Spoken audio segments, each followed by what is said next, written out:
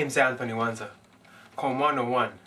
The subject of my speech today will be the long walk to freedom. Today, ladies and gentlemen, I'll be giving a tribute to a hero who brought salvation back in South Africa.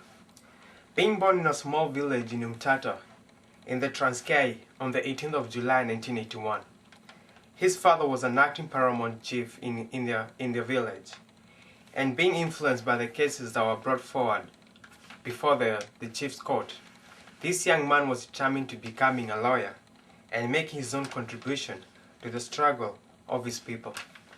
To many who know or heard of him, he is a symbol of unity and peace, and also the former president of South Africa.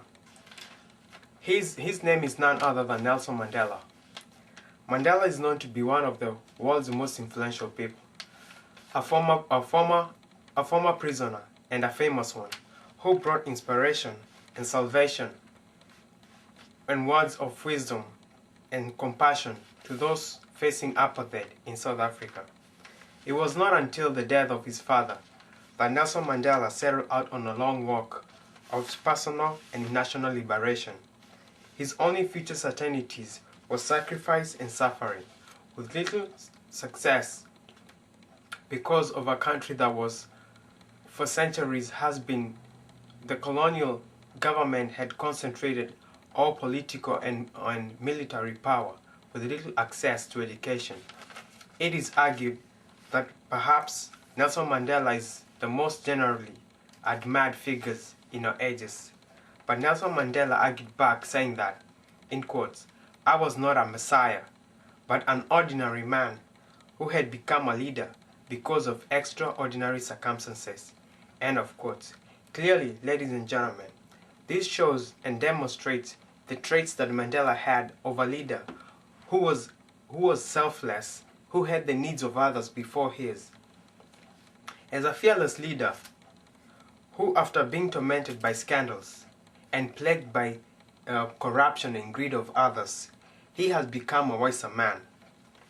During and after his 27 years in prison, he has negotiated the challenges of turning a myth into a human by becoming a symbol of bravery, truth, and sacrifice to many of his followers.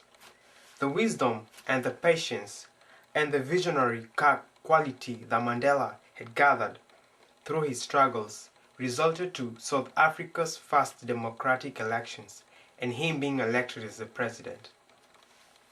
Mandela is currently a celebrated elderly spokesman who continues to voice his opinions on topical issues.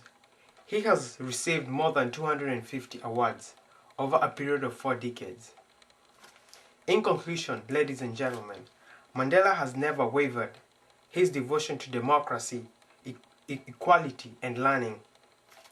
In his own words, he has said that he has learned that courage was not the absence of fear, but triumph over it.